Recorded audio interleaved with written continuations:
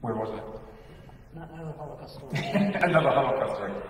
I very quickly learned, as I started to learn and hear the story of Magda, that this was no regular Holocaust story, and I've also learned in the process of working on this book that there's absolutely the need for Holocaust stories to continue to be told, and there are so many of these stories still to be told. One of the very first things that I learned was about, in looking at Magda's story, was that she was one of the very first people to be transported to Auschwitz. What a lot of us, speaking for myself, who think they know a bit about Auschwitz and the Holocaust, misunderstand is that the vast majority of people who went to Auschwitz were transported there in 1944 and were only there for a few months, those who survived. Magda and the 1,000 women who travelled with her on the second transport from Slovakia were there from 1942 for essentially 3 years and survived. March, so it was till May, 3.5 almost. Yes, only 3 years. And surviving in that environment, as you would read about in the book, look, it's simply incomprehensible, isn't it? Mm-hmm. Right from the start, from the travel on the train to the time that they got there and beyond, and they developed ways of surviving. But then it's really at that point that I started to understand that Magda's story was so different, and then I really started to understand why it was so important for Maya to tell that story. But Magda didn't really tell her story very much until towards the end of her life, did she? She sort of kept it to herself, other than recording some testimonials with the Shoah Foundation and so on. But you and your sister weren't particularly aware of it until quite late. That's true. We were actually, I wouldn't say spared from it. I think my mother didn't really want to talk about it particularly, for no other reason, because she thought we were not interested. She would talk about it sometimes in a matter-of-fact sort of way. We said, yes, Mum, we've heard that before. No, I'll see you later, I've got to go. So she just sort of ignored it. But she did do her testimonies with Yad Vashem, the Holocaust Museum in Jerusalem, the Holocaust Museum in New York, right? In Washington, and Shoah Foundation with Steven Spielberg, and also the Holocaust Museum in Melbourne. So she did all those testimonies because what she wanted to do is tell her story. She was in a leadership position in Auschwitz. It was called prisoner functionary. And after the war, they had quite a dubious time, because people saw people in a position like my mother was as possibly collaborating. They were accused of collaborating.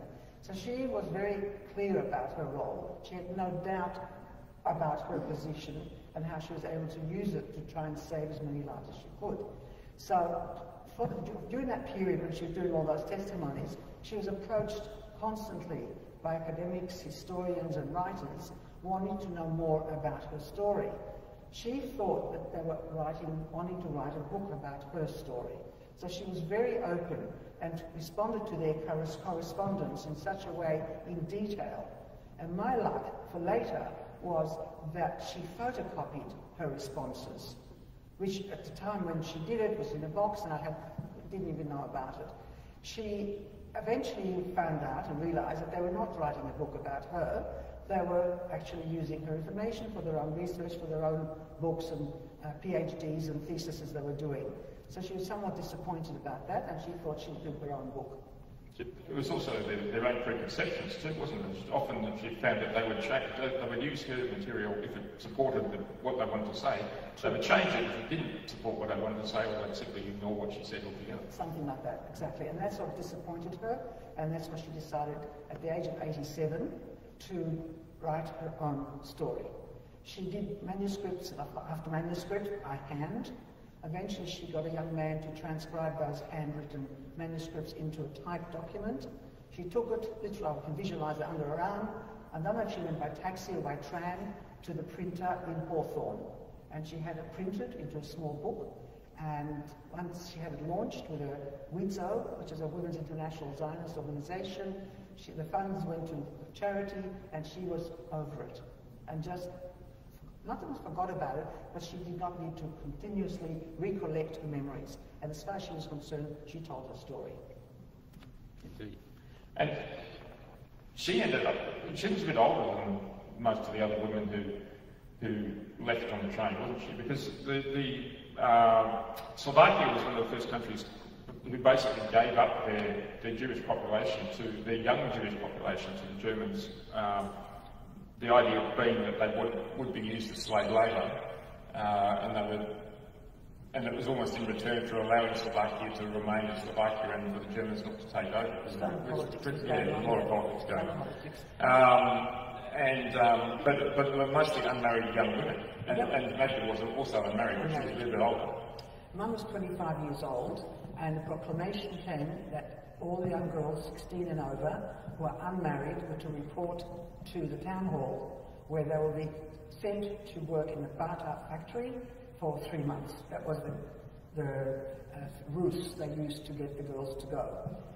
Shall I talk about the shoemaker? Before I get to the shoemaker, she was 25 years old, she spoke German fluently, and she was also studied as a kindergarten teacher. But before the war, she was also involved with a youth movement, as a Girl Scout movement, and she became quite, how do I put it, busy and important within the organisation with the leadership abilities and skills. What was I going to say? So that was important. She was older, spoke German properly, worked very well. When the shoemaker one day came to her kindergarten and whispered that if she chooses one of the children in the kindergarten and say that it's theirs, he's able to save her, and she will not be asked to be gone to the Bata factory. And she was totally shocked by this. First of all, my mother believed in right and wrong, and this was wrong as far as she was concerned. He was a married man and had 3 children, and she certainly was not going to become his mistress to be saved by what, at that point, she had no idea where they're going. She figured she could survive the Bata factory, and that should be fine. And this is the thing. This is the other important thing, is that none of them knew what they were in for. They thought they were going to the Bata factory, and even when they got on the first train, it was more or less a sort of party atmosphere, because they were young girls. They were off in this camping, what we might call a camping tradition or something these days. And it really wasn't until they changed trains at this town, Poprat, that's right. And it was at that point that it started to get nasty, I guess, and that's when they were put onto the cattle cars and really started to realise, I think, that this was not what they had thought they were going to get. But they still had no idea what was coming. But even on the train, is that the leadership and the being a little bit older, Magda was sort of taking the leadership role almost straight away. So it did come naturally. It came naturally before, yes, it did. Look, she was able to calm these girls a little bit. Imagine going on the train, standing, no food, no drinks, the toilet was a bucket in the corner, and here they are, it's pitch black. They don't know where they're going. The panic which arose in that wagon, I cannot imagine. And she was, in spite of what everybody was panicking, she was able to somehow calm and so reassure some of these young girls. And she started her mantra even then to say that let's all look after each other, help each other, and we will be okay. Don't worry, we'll be okay. Until they arrived in Auschwitz 2 days later. You can imagine what withered souls they would have been. Arriving there, 2 snarling dogs, screaming, totally in German. The girls didn't speak German. They were panicked. They didn't understand. They didn't run fast enough. They were beaten. It was completely disorganised. We get the impression from movies and so on that when they got off the train, it was all lines up, everyone lining up and all that, which did come later. But at this point, there was no organisation at all. The Germans didn't know what they were doing either. Many of the people running trying to organise things were prisoners themselves. They were German prisoners, criminals. And it was chaos. It was chaos, but what did happen, they were suddenly sent into a room where they were made to take all their clothes off. They went to another room where the men were sitting on little stools with big scissors, and they totally shaved their hair, they shaved their pubic hair, they shaved their underarms, and this was another source of absolute humiliation, and that's when it was beginning to become humiliation, degradation. The girls did not see, their fathers did not see them undressed, let alone strange men, laughing and doing what they were doing to these girls. After they finished the shaving, they went into these big vats, which they stood in up to their neck. They were disinfecting vats, disinfectants in those vats, and then they got out of the vats and they stood there shivering cold. This is March, winter, and eventually they were given some clothing. They were ostensibly Russian prisoner of war clothes. They were full of fleas, blood-ridden, no buttons, nothing on them. And that's another next step to the humiliation. One of the things that characterises Magda's story, and it really is the reason that the title was chosen, is that the Nazis knew my name, comes from the fact that a number of the senior Nazi guards over time sort of recognised Magda. She was there a long time.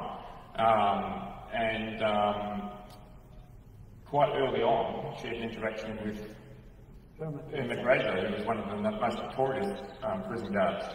And this really set in train sort of her interactions with the Nazis. So, yeah, tell us about that. Okay.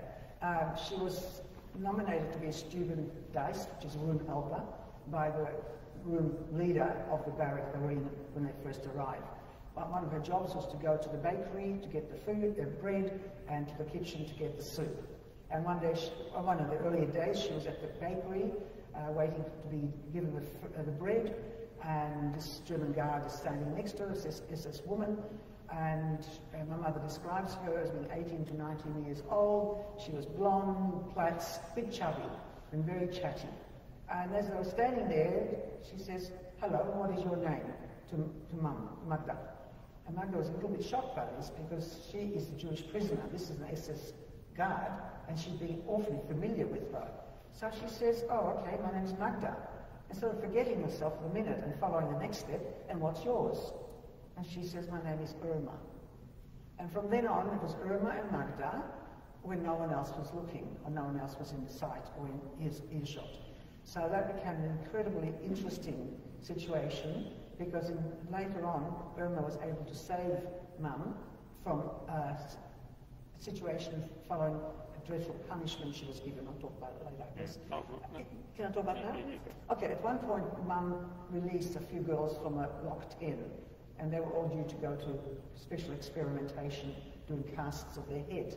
And some girls pleaded banging on the door to let them out, because Mum was the block outlister of this block. So Mum let them out, thinking that they're not going to notice, because they're going to be picked up at midnight and it's probably going to be chaos. So she thought, that's fine, let them out and save them from this experimentation. Unfortunately for Mum, they did notice that women were missing. So being in charge of this block of security and whatever, making sure the women didn't escape, she was punished. And the punishment was what they called standing cell. It was in the basement of Block 11, which was known as the punishment block, where all sorts of torture and whatnots were going on. The standing cell was a cell 90 centimetres by 90 centimetres, and in it 4 women were made to stand all night. And they didn't just, you had to get into it by crawling into it. It was like the door was halfway up the wall, and then they had to get into it and stand all night. Mum would say she could hardly move. They can hardly move, their shoulders or their arms, anything. So they had to stand there for 7 nights, and every day they had to go to work. Other three women were ordered to go to outside commando, which was normally building houses, demolishing houses, very, very hard work. Whereas Irma arranged for Magda to be inside and cleaning all the toilets. Now, she did tell Mum before roll call, she warned her that roll call will be soon. Why don't you lie down and have a little rest once she's come out of the stand bunker and help you save your energy a little bit. Anyway, roll call came, all's good. She was cleaning the trees, the toilets, and the male commando came into Auschwitz to do work, and they heard of Mum's plight. This would have been a bit further down the track when people knew about Magda, they knew her role, and they knew what she was doing and trying to save other women. And they came in and they took over her job. They said, Magda, you lie down in the corner, we'll let you know if an SS comes by, but otherwise we'll do the cleaning for you. And that was organised by, the original saviour was Irma, and then the men will help her. So her mantra of helping each other came to fruition here. At one point, they gave her a quick kick to wake up, because the SS was coming. One of the SS guards, not guards, some high-ranking officer. And so she quickly jumped into the toilet, making a scene that she was working, and they disappeared, the men disappeared. And he comes in here and he says to Magda, what are you doing? And she says in German, "Ich scheiße." In other words, I'm shitting. And he says, well, get up, I need you to come with me, I want you to be Blockälteste of the elite block. And that's how things happen. So she was moved to become Blockälteste of different blocks for different times and nominated by different SS commanders. The relationship with Irma was interesting too, because it in many ways characterises the relationship that Magda had with a number of the Nazi guards, and that the power was obviously all with Irma. At any point, Irma could have sent Magda to the opportunity, as they called it. Yeah. So there was this sort of funny game going on, but Irma was a bit younger, so they sort of had this big sister, little sister relationship on one level, but it was also with a power difference that was flipped in the other direction, where Irma had all the power. And so later on, when they ended up working together again, 2 years later really, when by this stage Magda was in charge of a camp of 30,000 women, 30,000 at any one time, many of those turning over, unfortunately, quickly, because some of them, if they weren't fit for work, they would be sent to gas chambers. Still there were the interactions with Irma, and Irma was incredibly violent, but occasionally your mother could find ways to temper that violence. Yes, I think Mum understood that. She remembered and she maintained the level between Mum as a prisoner and she an SS guard. But Mum was able to speak with her in such a way like an older sister. And she actually confided in my mother quite often, because she was very chatty, but she was not very friendly with the other guards. For whatever reason, she felt she was better than they were. She had aspirations to become the camp leader, which eventually she did become, Irma. She became the leader of a camp under the male commandant. So that was her aspirations. Mum also noticed that as time went on, apart from being a chubby young girl with plaits, and just basically a young girl, she suddenly lost weight. Her hair became very slick under a very, very prominent German cap. Her uniform was spick and span, really beautiful. She had a black belt with a silver gun in the holster. Her boots were incredibly shiny and polished, and in them she had a whip, which unfortunately she used a lot. And there's one particular instance where 4 women came running back to the barracks, and their breasts were bleeding because they were too scared to say what happened, because they were just too scared to, because that was not what she did. And one of the little runners said that she heard that Irma Grazer whipped these women with her whip. It was like a cellophane whip, which did a lot of damage and pain. And Mum came to the situation and she confronted Irma. What did you do to these poor women? These women will get infected and die, and you enjoy seeing blood, don't you? And she really almost chastised her. And more or less the woman said, Irma says, oh, I'm so sorry. Somehow she apologised. That's right. Yes, this strange glimpses of humanity in a little bit of humanity. Once in a while. But it was very odd. It is worth noting too that Irma had no hope of ever getting to a very senior position in the camp, because while we're talking International Women's Day, the Nazis there were very few women in senior positions, and they basically were on the outside. She was running Camp C, but she was never going to run Auschwitz. That was never going to happen. But she did get put in that higher position.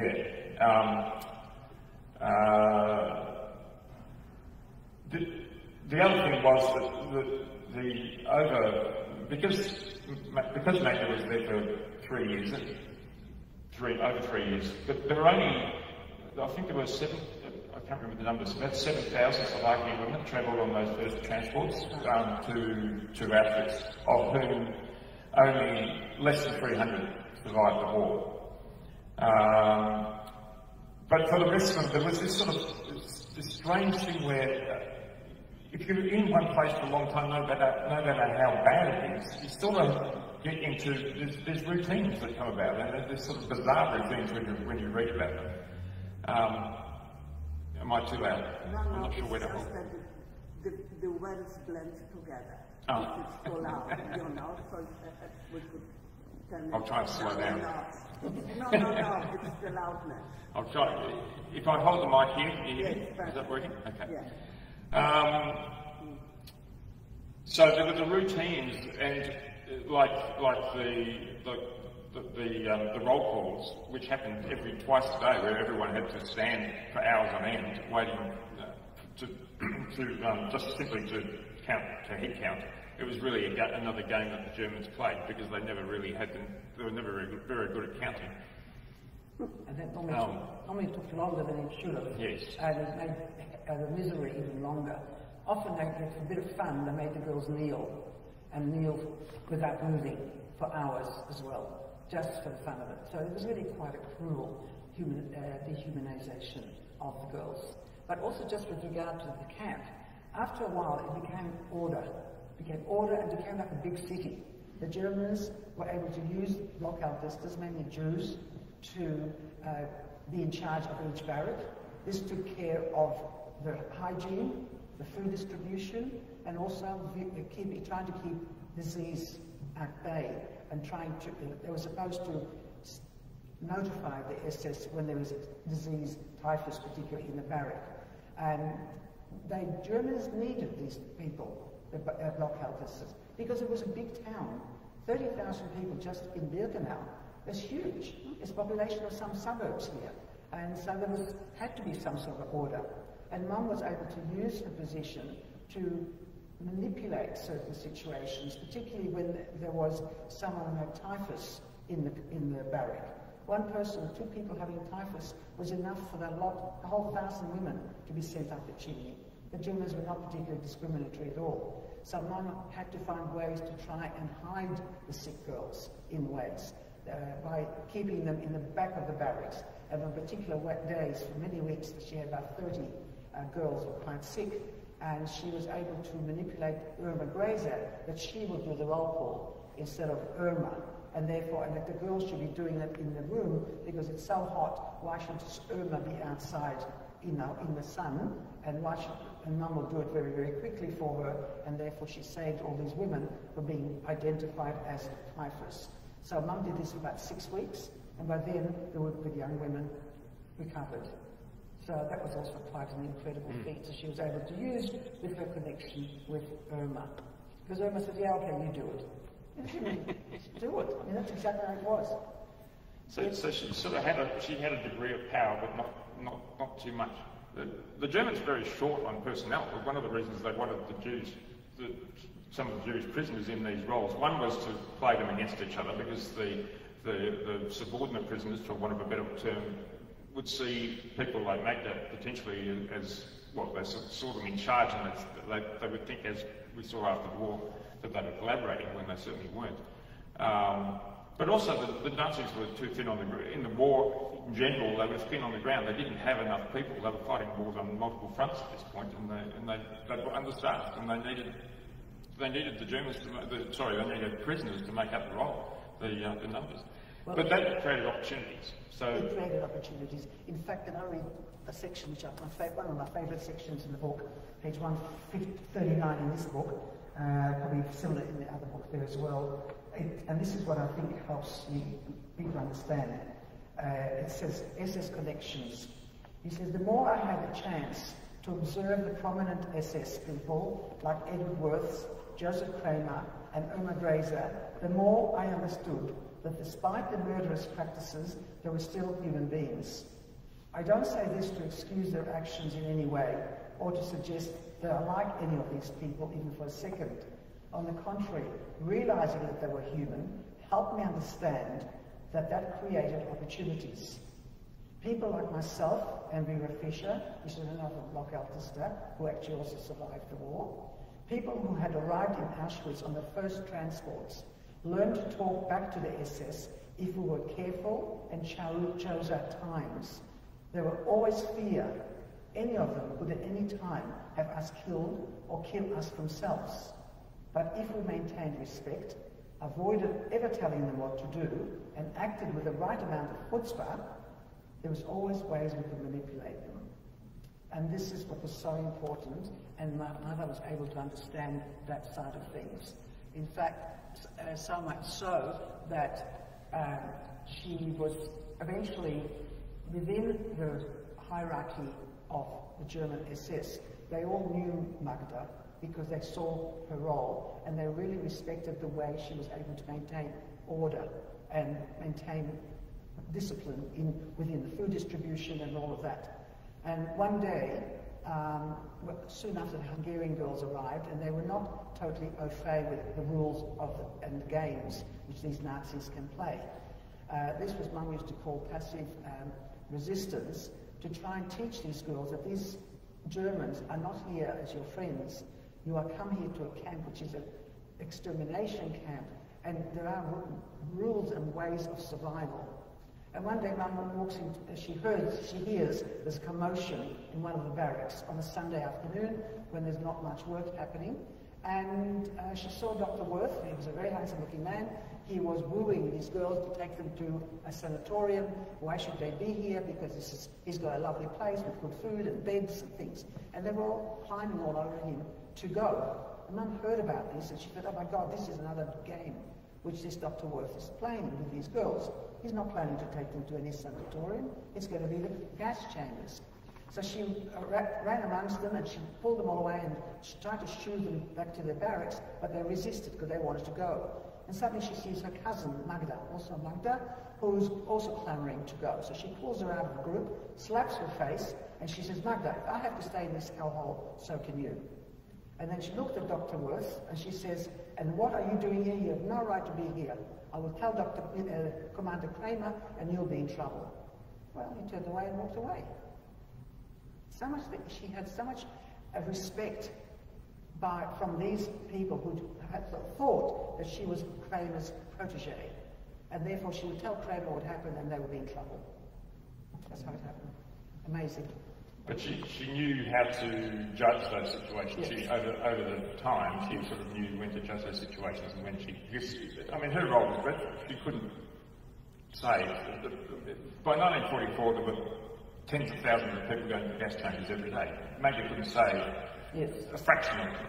But what you could do is save a few here and there, and perhaps tell the story of the 800, because it's probably one of the biggest groups in one go. In one go, she saved. There's a couple of situations. This particular one's quite interesting. Mengele, Joseph Mengele, he selected 16-year-old young girls, 800 16-year-old girls, to be put into Block 25, because his intention was to send them to the gas chamber the following day. He made that order, the girls were locked up, he left, and he put a guard in charge. Mum found out about this, and she thought this is absolutely devastating for these 800 young girls who, nothing wrong with them, they just, Mengele decided that's what he wanted to do with them. And there was a guard on the door, and she thought, hang on, how can we fix this? And she knew that one of the weaknesses of the guards in Germans were alcohol. She knew where she could get alcohol, because in camp you could organise things, you could acquire things. There was alcohol, there was food, there was medicines, everything for the German SS. So there's ways of organising and get the right people in the right positions. And she knew where she could find a bottle of vodka. She came to this guard with one of her friends, and they started to talk with him, and he was complaining. He's going to the Eastern Front the next day, and it was sad and terrible, and they sort of went on, agreed with him and sympathised, and he said, you want to drink? And have some drink for you. He said, yes, of course. After drinking the whole bottle, after a period of short time, he fell asleep. So Mum and this girl went around the back of the barracks, opened the gates, the doors, let the girls out 100 at a time, went to one of the block Alcesters of the 8 different blocks, told them to put these girls in amongst their people for a while, until the next day when they will relocate them and organise them again. So then they went back took away the bottle from the guard and left. And to their amazement, nothing was said about this. Nothing, no one knew about it, no one even wondered where these 800 girls went. Mengele made the order, he left, I don't know, he went home to have dinner, filet mignon and lobster, didn't care what he did. He made the order, it didn't happen. He never came to check. So she just saved 800 girls. Many of them she met later on towards the end of the war in the latest camp she was in, and they were many of them did still survive the next year or so. We're going to have questions soon, but do you want to tell the story about how Magda met her? Oh, my dad. Your dad, yeah. Oh, that's why I'm here. This is one of the stories. Okay. Mum was on the camp road and she was walking towards the gate, and on the gate there was always a guard. On this particular day, it was also Sunday, and the guard was very wobbly, very drunk, and he saw her and he said, "Come over here." I think he may have called her Magda, I don't know. And he says to her, "Have you got a boyfriend?" And she says, "Boyfriend in this place?" "No, I haven't got a boyfriend," she says. "Well, why haven't you got a boyfriend?" he says. And she says, "Because nobody wants me." And he got a bit angry, a bit agitated. He says, "You wait and see," he says. "The next man walking past here will want you." And just shortly after that, a group of men were coming back from a work detail, unusual on a Sunday, and there was a man in front with a notebook, and his role was to keep the numbers. And again, because many of the German guards were mostly illiterate, or they couldn't count, so they always used the Jewish men and women for these roles. So as this man walked past them, the guard says, "You, come here." So Dad came over, and he said, "I want you to talk to this woman." So he did what he was told. "Oh, how are you? What's your name?" etc. And Mum pipes up, she says to the guard, "I can't talk to strangers in the middle of the road. What do you think this is? It's not the way to talk to people." He says, "You're right. You'll come tomorrow, and you'll come tomorrow, and you will meet, and then you will not be talking on the road." And sure enough, Dad was ordered to come, Mum came back, and the rest is history. They actually separated in the sense that the death march was in January 45, or middle January 45. The men were also taken on death marches, so were the women, and so they didn't know of each other. But halfway through, after days and days of walking, some of the girls heard that Bela, my dad, is in the group coming very shortly behind them. And so Mum and Dad met on the death road and made an arrangement that if they survived, that Dad told Mum that his sister was not deported, and he gave her the address where she is, and if she survives, to come and meet him there after the war. But even that she needed some prompting from her friend. Because she said, "I never met the man, I met him once. Why would I go to visit him at his sister's place?" But her friend said, "But he wanted you, he came to visit you he came back to her hometown looking for her. And then he left a message to come to see him, letting him know that he had survived." Yeah, so that was rather funny. So she did go, and as I said, the rest is history. Yeah. Yeah, we should open for questions. I just want to point out that we've had enormous interest in this book, which has been very gratifying, and the book, as you know, has been published in Australia with this cover. This week it will be published released in the US with this cover, and this is the one we're actually selling tonight because we had some supply issues from Sydney, presumably the rain or something, I don't know. But we do have some copies, so when we come to, these are the only copies of this in Australia. The hardback is in America, they do hardbacks. And it will also be released, this is the Italian cover. It's going to be released in Italy and another month a bunch of European, I can't remember anymore, a bunch of European countries. I had an interview with a Dutch journalist yesterday, and it's coming out in April in Holland. So it's coming out in Germany, Hungary, Slovakia, Czech Republic, Italy, I said, where are we? Denmark, Finland, Greece, China. That's a lot of translations, which we won't be able to check any of these translations for accuracy. Unfortunately, no, I just hope that they get it properly translated. Yeah.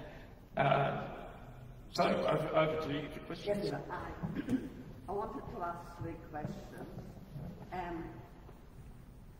Do women have titles? Did they just recover themselves, or was it necessary to give them medicine? They actually retired and not doing crucial outside work. They were able to recover. And the men who were doing the latrine work for your mother, were they the Jewish men or were they the Jewish prisoners? Yes. The Jewish prisoners. Because they were working in Auschwitz. You see, as I said, Auschwitz was a town. Yes. There was things breaking down. There's things had to be replaced, yes. removed. And these men came to the women's camp to do work. And they were there doing some work when they found that Mum was doing what she had to do. Yeah. And the third one, we want to mention the numbers on your father's arm, and because I don't remember the detail, but there was incredible similarity. Okay. My mother's number is 2318. My father's number is 65066. And when they met, crisscrossed met on the death march, Dad said, "You'll be able to remember me, and this is my number, your number is in my number." And she says, "What?" He says, "Your number is 2318. I've got 65066. The total is 23, and 3 sixes is 18. So it's 2318. And she says, "Oh my God, you're so clever." But she figured he had forgotten that we have names. They were used to being numbers. So he wanted to find him by his number. So was it here that the sum total of the numbers? Yes, sum total of his number is 23, and the 3 sixes is 18. So 2318. I'll tell you later. I don't think I would have remembered. Yeah, I knew it was funny. What happened to Irma? Very fascinating. Irma, at the age of 22, at the end of the war, she was executed for war crimes. As was Kramer. In Nuremberg. In Nuremberg. I think that was the Belsen trials. The Belsen trials. She was sort of helping, so helping that. She was what, sorry? She was helping your mother and the group to survive. So well, not deliberately, no. That's the impression I got. She wasn't helping her per se, but she assisted in that particular time when she told her to rest. I can't hear what you said. That didn't give her the grounds to survive the trials and all that. No. She was responsible for far more deaths than she saved. Yeah. No, she was responsible for thousands and thousands of deaths. Right. And also cruelty, direct cruelty, individual cruelty to women as well. Whipping them. She was what? Responsible for... Sorry? What happened to her then? She was executed after the war. In 47, I think. Did your mother get to meet any of the people that she saved after the war? Yes, as a matter of fact, she did, and we got in the book there are testimonies for so many of these women who she saved with her actions. Each one was a little bit different situation, but she did save them, and she did meet with them. And in Melbourne, there were quite a lot of Holocaust survivors, Slovakian Holocaust survivors, with whom she would meet regularly. Although they didn't talk much about the war, I don't think. They would just consider themselves camp sisters, and they just had a lot in common. She also met someone in Israel who wanted to accuse her of collaborating, even though she'd saved their lives. Oh my God, yes, thanks. Yes, she saved her cousin's life by pulling her off the truck during the death march. And Germans offered those who can't walk, come and take you by cart. So my mother suddenly noticed her cousins on the back of this truck, and she thought, oh my God, she knows what was going to happen here. She knew that they're going to go and be shot in the forest. So she pulled her cousins off, had to slap her to see reason. And also, the SS were there, so she cannot be seen easily helping these women. So the woman, she walked with my mother as well, and she survived the war. And as they arrived back in Prague, she denounced mother to a magistrate or some communist commissar, and told him that my mother beat her. And so my mother was called to the trial. Well, it wasn't a trial, it was actually a hearing where she explained the situation, and the woman agreed that that's how it was, but she didn't have to slap me. But she didn't accept that my mother actually saved her life. So that was unfortunate. Hi, my name is Shelley, and I'd like to ask you, first of all, when did your parents come to Australia and where did they settle? And also, did your mother suffer, and perhaps your dad as well, any effects of trauma having gone through such difficult, horrible time? Okay, my parents came to Australia. After the war, my parents settled back in the Czech Republic, and they were given a little business as compensation for the things they lost. And everything was wonderful until communists took over in '48, and then they started to feel the oppression again. So they decided to move to Israel, which by now has become became a state. So we left in '49. We were in Israel till 1956. And all my mother's cousins came to Australia in '48. With my mother being a Zionist, part of the youth movement she was involved with, she wanted to go to Israel. And after 6 years, 7 years, the visa finally did arrive from Australia. My dad had finished his Army Reserve service, by then he was 45. And when the visa arrived, he says, Magda, we've done your bit, now let's get out of here. He didn't like the hot weather, and he wanted to come to Australia. So that was in '56. As far as the second question, post-traumatic stress, I don't think they knew what that was in those days. She didn't. We as children growing up, we had no awareness of any aspect of her trauma. As far as she was concerned, when she left Auschwitz and left the camp and survived the death march, she left that all behind her and then moved forward. In fact, when she came back to her hometown, there's very few. The town did not look like her own town, of course. All the people were gone, familiar faces were gone, but her friend was still there. She invited her for dinner. They had dinner. They were talking about the future. The friend was going to Argentina, and Mum was talking that she wants to go eventually to Palestine. That's before she went and met Dad.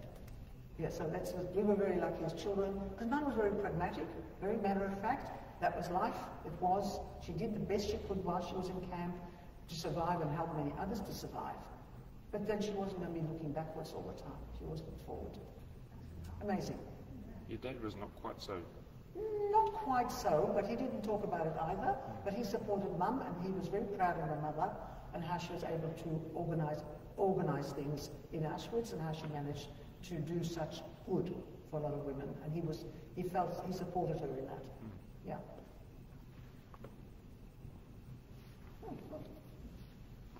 When did your mother start telling you stories about what had happened to some of the people don't want to talk about it? So did you ask her questions, or how did you get all the stories out of her?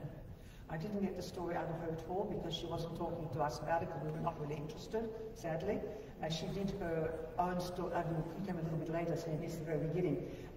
She did many testimonies with various Holocaust museums, so she talked about her stories there. And then eventually they were picked up by many historians and academics who wanted to, what she thought were writing a book about her, and they didn't. So she finally wrote her own book, where we started then getting involved. She was 87 years old. And we used that book, her memoir, with her words, and extra research we were able to do through listening to the testimonies and reading all those letters. She was in response to the correspondence she had from all these academics and historians and writers. And we were able to really expand her story, which she didn't do herself in her own book. So it wasn't until she was 87 that you really understood what a remarkable story it was. Yes. Until then, I knew she was in the Holocaust, and yes, I know she saved a lot of people, but I really never understood the day-to-day events, her managing with the SS, being called by Magda, manipulating situations, yeah. So it was incredible. Thank you for sharing the story. My name is Helen. I think it's a privilege to sit here and listen to these stories, especially what's going on around the world right as we sit here today. Not to put a negative slant on it, but I think about the tortures of Auschwitz and Silke's story and some of the challenges that people faced who had been in leadership positions. They sent off to Siberia or to the gulags. Was there any ever repercussions towards your mother for the role that she held? As in, she had the scene as a conspirator by her own people, when in actual fact she was trying to do the best for everybody? At the camp or afterwards? At the camp and afterwards. At the camp, no. At the camp, they all looked, and they all looked for her for strength. They could see that she was very strong and handled the situation very well, and she was there always supporting them, and she felt that by supporting them, they gave them strength, and they saw strength in her, which helped. After the war, only from her cousins, only the 2 cousins which she saved, she really got into trouble with them, and one other woman, but that was also dismissed. You know, so as far as I know, that was all afterwards, and mainly her cousins. And I cannot believe that my mother did not ignore them for the rest of their lives. She actually forgave them, and she just felt that they were stupid. Because I asked her once about a particular cousin, Magda, the one she had to slap to get away from the Dr. Worth. I said, what happened? Why is she? I didn't know that she did that. Why is Magda pointing a finger at you and saying that you were, you know, working with the Nazis? She said, oh, she's just too stupid. And then I found out later through a story that she saved this Magda by slapping her, but she never acknowledged that Mum saved her life. Just ask another question. Well, I have them. Testimonials or inquiries, whatever you want to call them, that how this information is gathered by Jewish communities across the world. You mentioned Israel and Steven Spielberg and the US and Washington. Oh, yeah, that's what she did, the testimonies, yes. So is that information available for anybody to Yes, that's read? Yeah, if you look up if you Google the Shoah Foundation, SHOAH, somewhere on there, it can be difficult to find, but even if you Google Holocaust testimonies, there are hundreds of them, full-length testimonies that you can listen to and watch. That was part of the research that I had to do as part of this process. Well, actually, if you Google Magda Blau testimonies, it's on YouTube as well. Yeah. I just wanted to say that a lot of our parents who survived the war didn't want to bring up their children with a victim mentality. So they often were quiet about, well, at least some... I'm talking about my mother. Yeah, what I was just saying. Yeah. Well, I mean, is it a question? No, that was a suggestion to you. Yes, and I was wondering also whether in her mind to survive, you have to keep the past behind. Otherwise, you'll be dragged back all the time. Yeah, well, I said that before, yeah. She was moving forward. Yeah. She never looked back. I mean, she looked back, obviously, but that wasn't holding her back to move forward positively, yeah. Any more questions?